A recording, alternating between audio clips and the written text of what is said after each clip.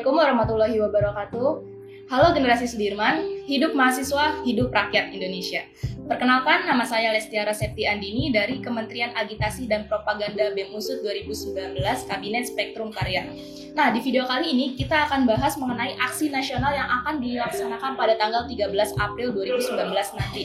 Pasti banyak dong pertanyaan kayak, sebenarnya apa sih yang melatar belakangi diadakannya Aknas nanti, dan juga apa sih yang diharapkan dari Aknas nanti kayak gitu. Nah, di sini tuh kita akan menghadirkan seorang narasumber yang terpercaya dari Kementerian Agitasi dan Propaganda itu sendiri, yaitu Menteri Agitasi dan Propaganda Fahrul Firdausi.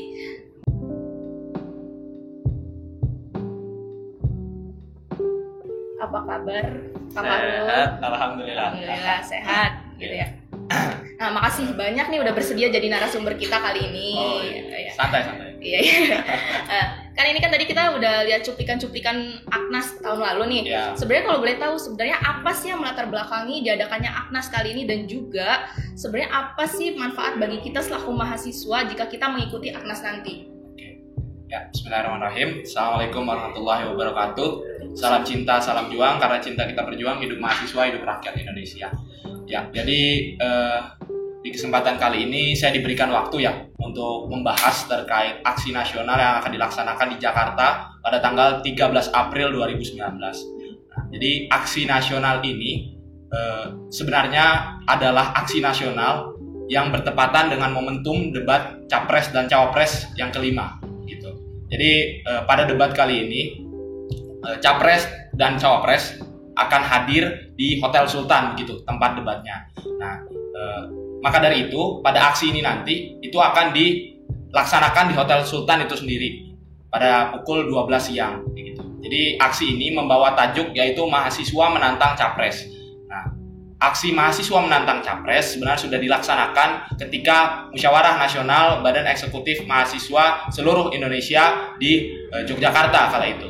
Nah, cuman kala itu fokusannya lebih kepada berdialog di kampus, bagaimana Capres-Cawapres itu mengadakan berdialog dengan mahasiswa di kampus. Nah, kali ini kita ingin mendorong mahasiswa agar bisa hadir, kemudian Capres-Cawapres juga hadir untuk menandatangani komitmen atau kontrak politik. Nah, jadi BEMSI tahun ini itu membawa narasi besar yang dinamakan Indonesianya Rakyat. Jadi bagaimana kita ingin Pilpres, pesta demokrasi ini adalah pesta demokrasinya seluruh rakyat Indonesia, bukan hanya milik 01, bukan hanya milik 02. Jadi bagaimana seluruh rakyat Indonesia merasakan dan merayakannya, kemudian memastikan bahwa Capres-Cawapres ini ketika terpilih benar-benar mengutamakan kepentingan rakyat di atas segala-galanya. Kurang lebih seperti itu.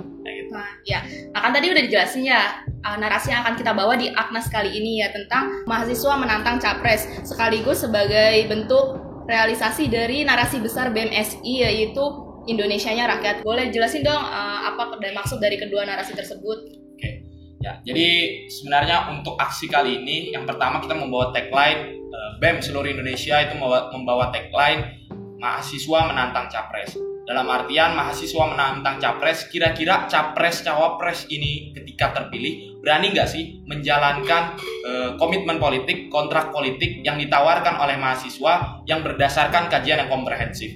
Gitu. Misalkan persoalan pendidikan tinggi, kita melihat hari ini pendidikan tinggi kita sangat liberal, sangat komersil, dan sangat privat. Gitu. Nah, bagaimana Capres-Cawapres menanggapi permasalahan ini, berkomitmen terhadap tidak adanya keberlangsungan hal-hal seperti itu lagi, kayak begitu.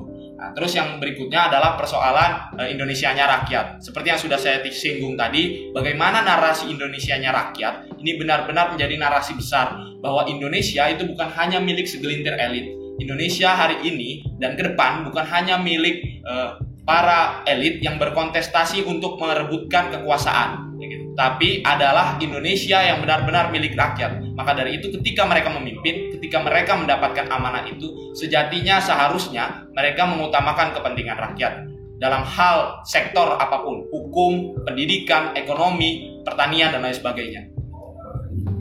Ya, pasti ada dong capaian yang ingin dicapai dari narasi tersebut. Coba dong tolong kasih tahu kita, apa sih capaian yang ingin dicapai? Capaian ini jelas sudah disebutkan tadi bahwa kita ingin adanya komitmen dan kontrak politik dengan para capres, cawapres baik 01 maupun 02. Kami berharap ini benar-benar menjadi komitmen dan kontrak politik yang dapat dijalankan, kayak gitu. Ketika mereka tidak ingin menandatangani ataupun menyepakati kontrak politik itu, dari situ kita bisa menilai bahwa capres cawapres mana yang selayaknya dipilih dan benar-benar konsisten dan komitmen akan memperjuangkan hak-hak rakyat Indonesia. Kurang lebih seperti itu. Ya kan tadi kita udah ngomongin soal kontrak politik ya.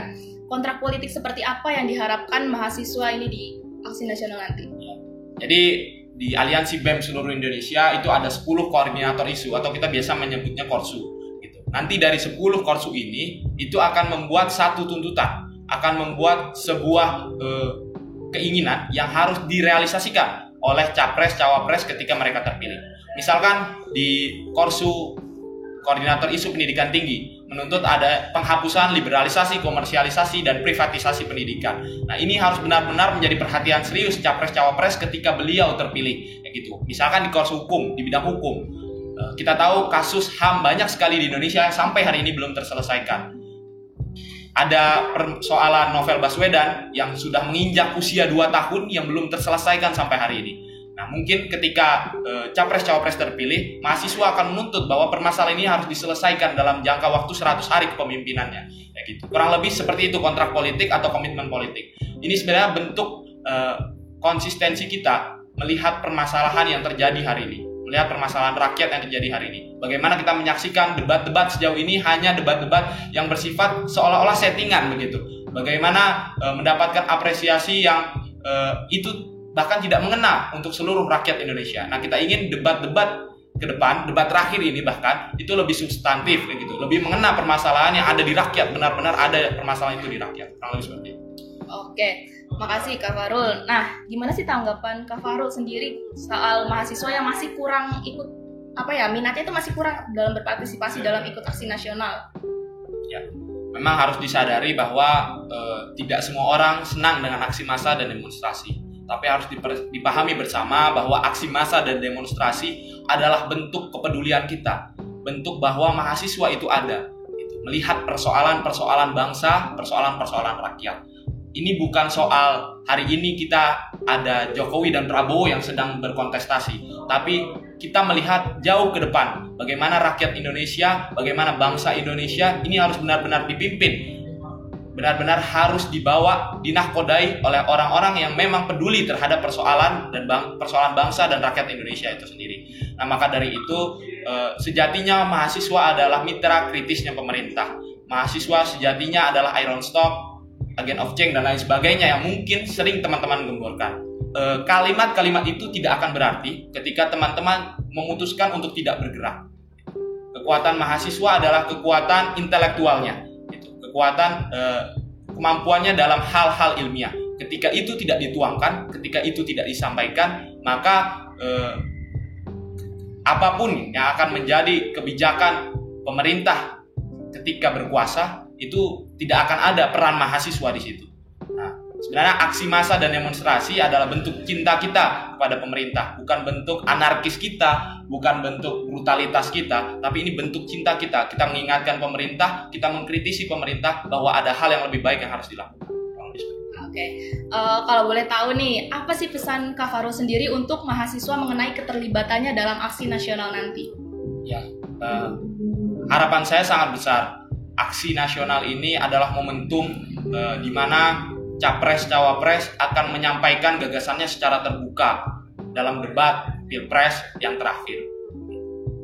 Kita ingin narasi Indonesianya rakyat ini menjadi narasi besar yang dibawa oleh BEM seluruh Indonesia ke depan dan menjadi perhatian secara khusus oleh pemerintah. Nah, maka dari itu ini bukan sekedar aksi yang biasa, gitu. Ini bukan sekedar aksi kita pengen terlihat oleh media, gitu. Tapi ini bagaimana caranya narasi kita, hal-hal yang seharusnya dilaksanakan dan menjadi perhatian secara serius itu benar-benar direalisasikan oleh siapapun yang berkuasa nanti, baik 01 maupun 02. Oke, makasih Kak Farul. Kalau boleh tahu lagi nih, apa sih harapan untuk aksi nasional nanti dan juga mungkin bisa sekaligus ngajak teman-teman mahasiswa lainnya untuk ikut dalam aksi nasional nanti? Ya. Jelas harapan saya sederhana kayak gitu.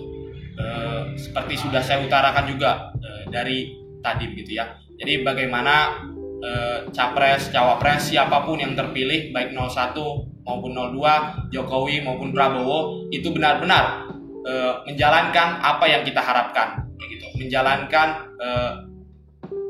hal-hal yang kita usulkan, hal-hal yang menjadi perhatian kita, yang kadang-kadang itu luput dari persoalan, yang kadang itu luput dari kacamata para elit kita. Di sini kita mengingatkan harapannya ini benar-benar menjadi perhatian serius dan benar-benar bukan hanya sekedar meninabobokan rakyat, menenangkan rakyat bahwa hari ini Indonesia sedang baik-baik saja, tapi masih banyak permasalahan dari berbagai sektoral yang harus diselesaikan. Gitu. Maka dari itu kami Badan Eksekutif Mahasiswa Universitas Jenderal Sudirman selaku koordinator wilayah BEM seluruh Indonesia Jateng DIY juga mengajak teman-teman semua untuk hadir dalam aksi nasional pada hari Sabtu tanggal 13 April 2019 di Hotel Sultan. Mari kita suarakan bersama apa yang menjadi keresahan kita. Mari kita pastikan bahwa pemimpin kita ke depan adalah pemimpin yang mengerti permasalahan Indonesia dan rakyatnya, pemimpin yang berpihak pada rakyatnya.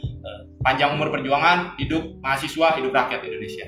Ya, oke, terima kasih Kak Farul sudah bersedia menjadi narasumber kami. Mungkin segitu aja video dari kami, kurang lebihnya mohon maaf. Saya Lestiara Septi Andini pamit undur diri, dan juga satu pesan saya, mari menghadirkan presiden dan wakil presiden yang mengorientasikan bangsa ini untuk kepentingan rakyat. Hidup mahasiswa, hidup rakyat Indonesia. Wassalamualaikum warahmatullahi wabarakatuh.